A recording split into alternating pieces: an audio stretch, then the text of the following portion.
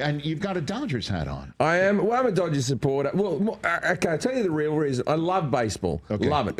It was the first thing I got into when I moved to America. I'm Australian. Yes. Came to America. First thing I wanted to do was watch a Dodgers game.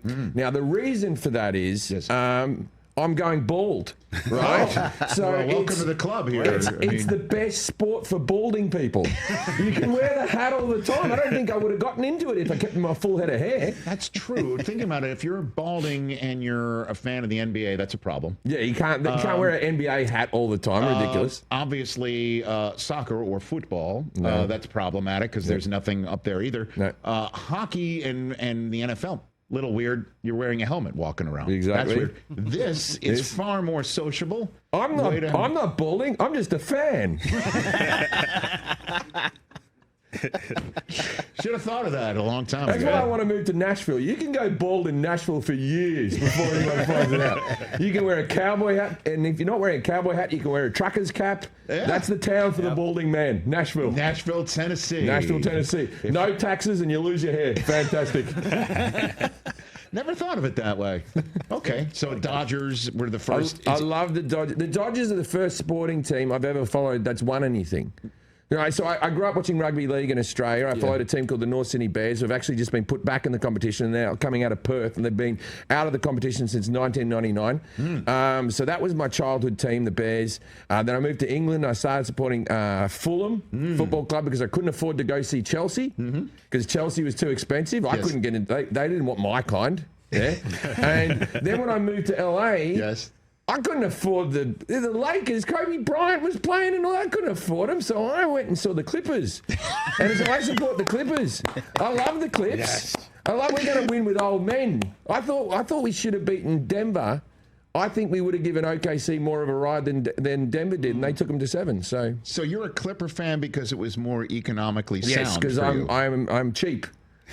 Yes, but also back in then we had like Blake Griffin and Chris Paul and Lob City. It was a fun time to be watching the Clippers. It's a fun time to watch him now. Yeah, you know, you just watch. He's quiet playing. Is he injured? How's his knee? I've never cared so much about a man's knee in my entire life. T.J. Jefferson is a Clipper fan as well over there, so he feels the same way. There he is. It's good. One day it'll mean more when we win. One day it'll mean more. Jim. And Barmer's going to spend the money. He's going to. The arena's amazing, but you don't want to be a criminal and a Clippers fan because it's facial recognition. You gave up all your information. The Clippers know more about me than my mother did. They know what I eat, when I eat, if I'm early, if I'm late. They know everything about me. That's why Chris won't go to Clipper games. Yeah, I'm not into it. I don't like it. But you're on TV all the time. Or is it just that you have an unrecognizable face? Like you go back in and they couldn't pick it up. They go, no. Do they make you take your hat off when you go in there? It's so creepy. You walk in and also you go get the food and you pick it up. Now, I check my credit card bill after I leave a Clippers game. Yeah. It's a roll of the dice, right? I bought my son a jersey one time and we didn't pay for it, and then I bought him a jacket and they charged me for 2 jackets, right? Wherever you go in. Yeah. It's like it all evens out. It all evens out when you go see the Clips. Because you put your information into their app, and when you say you don't pay for it, it's just there's no checkout. Like you just take it, and they facially recognize you and charge your card. I'll tell you the secret. You go in with your 12-year-old. Yes. He picks the things off the shelf, and then you never touch anything. That's how you get free merch from the Clippers. It's worked. You get hot dogs, everything. I've seen it happen. So you know what? It's kind of. They're down a Norman Powell jersey, I tell you. You use your kid. You use your kid to get out of paying for stuff at Clipper games. It's basically what you're saying right now. Yeah. Well, we go in together, and it's like, look, I paid a lot for the Clippers, right? Yes. I've sat in the wall. That's a fun experience.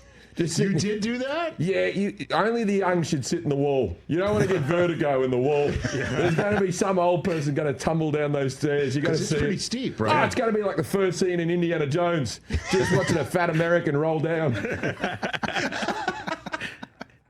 Jim Jefferies here on the Rich Eisen Show. What's the snake? I do.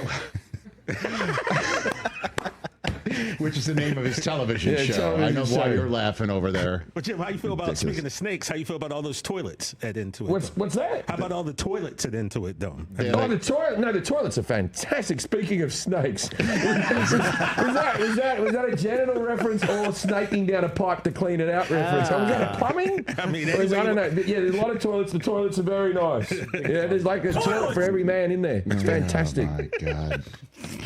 Jim Jefferies here. Okay. Rich Eisen Show, everybody.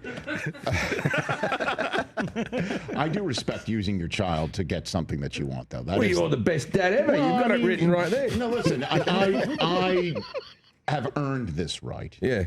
Okay, number one. But I'm not beneath attempting what you're doing. Okay. Because I once upon a time flew back from a spring break as Michigan, my alma mater, was playing in the national championship game in the NCAA men's tournament. And I was recording the game at home. I wanted nobody on the flight to talk about it. Sure. So when you go through sports blackout, you got to really make sure nobody's talking about it, right? Online, going, exactly. Yeah. So I thought to myself, what if the pilot of the flight home says, hey, I know a lot of people, you might be interested in what's going on, and give the score. I used my kid. I'm like, do you want to go meet the pilots before the flight? they were like 5, they were 6 or something. You want to go see what the pilots are up to in the cockpit? Sure, Dad, let me do it. No, I'm happy to take you. Went there, got in there, said hello to my kids. And I said, unplugged the controls so they couldn't get any. I didn't go that far. I didn't do anything illegal, but I did say to the pilots, like, hey, do me a favor. Now that I'm up here and I got you, like, please do not give the score out. They didn't. That's the thing with the kids. You teach them the whole time. It's important to be honest. Always tell the truth. Yes. Unless you get to the movies and they're 1 year over the children's ticket, and then you go like this. Tell them you're 11. I'm going to save $2. No, we call it rounding down. Yeah, you got to do that. Oh, one of my kids is quite short. Oh, it saved me so much money. Oh, the tall one, he's very expensive. Catch the Rich Eisen Show live weekdays from 12 to 3 p.m. Eastern on Roku Sports Channel in the U.S.